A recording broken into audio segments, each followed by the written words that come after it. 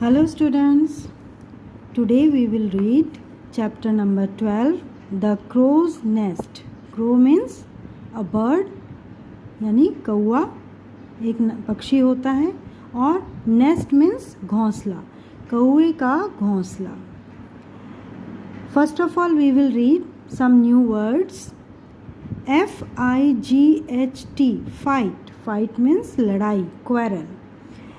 C-U-N-N-I-N-G, cunning. Cunning मतलब धूर्त. चालाक. H-O-L-I-D-A-Y, holiday. Holiday means छुट्टी. R-O-C-K, rock. Rock means चट्टान. V-O-I-C-E, voice. Voice means आवाज़. R-E-A-C-H, reach. Reach मतलब पहुँच या पहुँचना. ठीक है. Now we will read the story. K-A-L-U, Kalu. The C-R-O-W, crow, lives in a nest.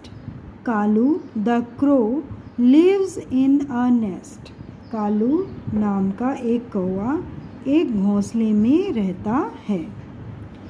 It is G-R-O-W-I-N-G, growing. H-O-T, hot. It is growing hot, यानी गर्मी बहुत हो रही है. So he goes for a H-O-L-I-D-A-Y, holiday means छुट्टी, to A-N-O-T-H-E-R, another tree. So he goes for a holiday to another tree. इसलिए वह छुट्टी बिताने एक दूसरे पेड़ पर जाता है. A river flows near the tree. उस पेड़ के नज़दीक एक नदी बहती है. River means नदी, flows मतलब बहती है. कालू रोज रोज मतलब R-O-W मतलब नाव चलाना. रो मतलब नाव चलाना. Kalu rows a boat in the river. Kalu जो है वो नदी में बोट चलाता है. बोट मीन्स नाव. He likes to work in the garden. G-A-R-D-E-N, garden. He likes to work in the garden. वो बागीचे में काम करना पसंद करता है. ही वह S-O-W-S, सोज. सोज मीन्स बीज बोना. सोज मीन्स बीज बोना. सोज सीड्स इन द गार्डन. वह बागीचे में बीज बोता है. ही मोज, M-O-W-S, मोज द ग्रास. और घास जो है वो उसको कटिंग करता है, साफ करता है, घास को मूव करता है. He has a good time for 5 days. और 5 दिनों तक उसका अच्छा समय बीतता है. अच्छा समय बीतता है. क्या होता है? He goes back to his nest. अब वो वापस छुट्टी बिता करके अपने घोंसले में वापस जाता है.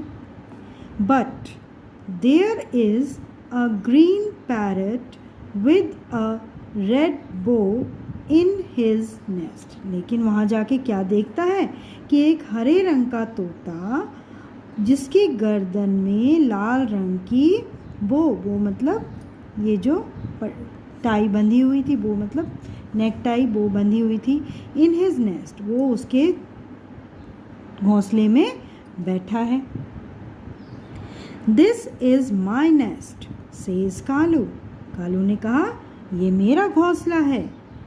But now I live in this nest says the parrot.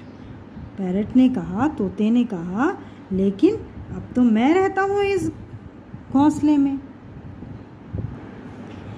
The crow gives a blow to the parrot. अब वो जो कौवा जो है वो क्या करता है, पैरट को एक बहुत ज़ोरदार घूंसा मारता है. ब्लो, ब्लो मीन्स घूंसा मारना. The parrot also gives a blow to the crow. अब पैरट भी उसको घूंसा मारता है, तो दोनों में एक बहुत बड़ी लड़ाई हो जाती है. There is a big fight. और दोनों जो है आपस में बहुत ज़्यादा क्या करने लगते हैं, ढिशुम ढिशुम लड़ाई करने लगते हैं. All the animals come to see the fight, और सारे के सारे जो जंगल के जानवर हैं वो उस लड़ाई को देखने के लिए आ जाते हैं. द फॉक्स सेज, अब वो जो लोमड़ी है वो कहता है गो टू द किंग, यानी राजा के पास चलो. He is sitting under the big rock, वो राजा जो है वो कहाँ बैठे हैं, बड़ी सी चट्टान के नीचे बैठे हैं. He knows what to do, वो जानता है कि क्या करना है. कौन जानता है? फॉक्स, सॉरी राजा. राजा जानते हैं कि क्या करना है. The two birds go to the big rock, अब दोनों पक्षी जो हैं वो बड़ी सी चट्टान के पास चले जाते हैं, वहाँ जाते हैं. The eyes of the cunning fox glow, अब वो जो चालाक धूर्त लोमड़ी जो था उसकी आंखें जो हैं वो चमकने लगती हैं. ग्लो मीन्स चमकना. ही थिंक्स, वह सोचता है, आई विल ईट दैम, मैं इन्हें खाऊंगा. But I must go slow, लेकिन मुझे थोड़ा सा धीरे काम करना होगा. और दे विल फ्लाई अवे, नहीं तो ये दोनों जो हैं उड़ जाएंगे. When the birds reach the rock, they hear a voice saying, जब दोनों पक्षी उस चट्टान के पास पहुँचे तो उन्हें एक आवाज़ सुनाई दी. Come here and tell me your story.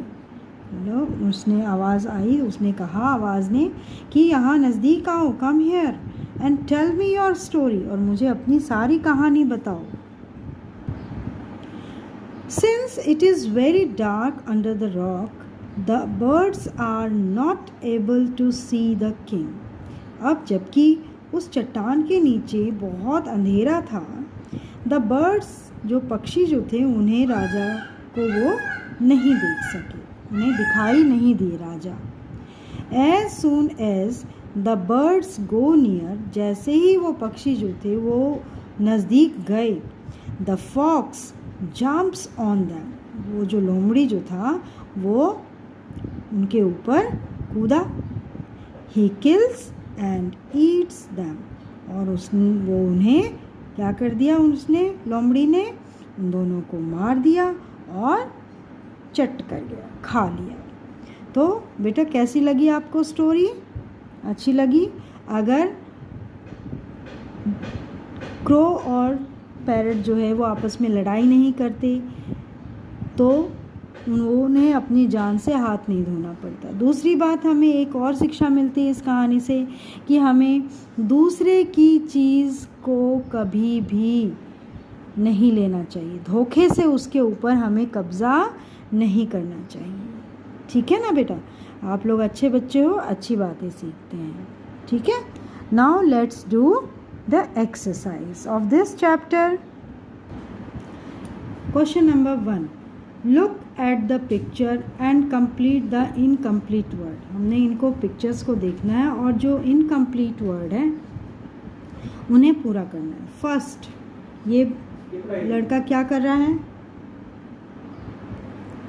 वह नाव चला रहा है. तो यहाँ पर क्या आएगा? The boat, row the boat, ROW, row the boat. यहाँ पर ये किसान क्या कर रहा है? बीज बो रहा है. तो सो द सीड, SOW. ये घास काट रहा है, MOW, मो द ग्रास. ये क्या है? बो, अ रेड बो, VOW, बो. Now answer the following questions after reading the story. Tell me the answers, beta.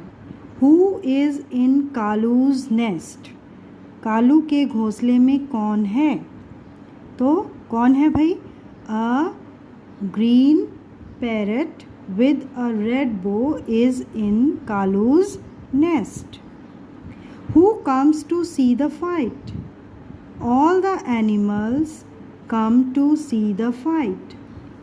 Who is cunning in the story? कौन धूर्त है? The fox is cunning in the story. What does the fox do to the two birds? He kills and eats the two birds. Now Question number 3. Put right if the sentence is right and cross if the sentence is wrong. ठीक है. So first, the parrot has a red bow. Parrot के पास एक red bow था. Yes, right. The parrot is living in Kalu's nest. Parrot जो है वो कालू के घोंसले में रह रहा है. Yes, it is right. The crow likes the parrot. Crow को पैरट पसंद है नहीं. Cross. The fox kisses the crow. Fox जो है वो क्रो को चूमता है नहीं. Cross.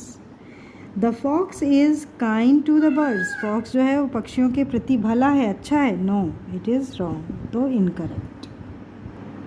Now question number 4.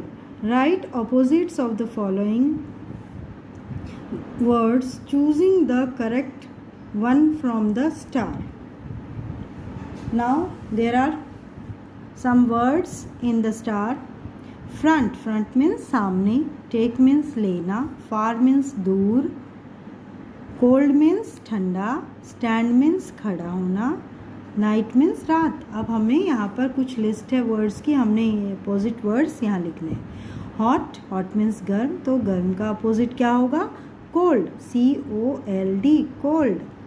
Give means देना, तो देने का अपोजिट क्या होगा? लेना. तो गिव का अपोजिट क्या लिखेंगे हम यहाँ? Take. TAKE. BACK. Back. Back मतलब पीछे, तो बैक का अपोजिट क्या होगा? सामने. तो सामने का लिखेंगे front. FRONT. Front. DAY. Day. Day का अपोजिट क्या होगा? नाइट. NIGHT. नाइट. नियर. नज़दीक. नज़दीक का अपोजिट क्या होगा? फार. FAR. फार. सिट मतलब बैठना. सिट का अपोजिट क्या होगा? स्टैंड. खड़े होना. STAND. स्टैंड. ओके बेटा, थैंक यू.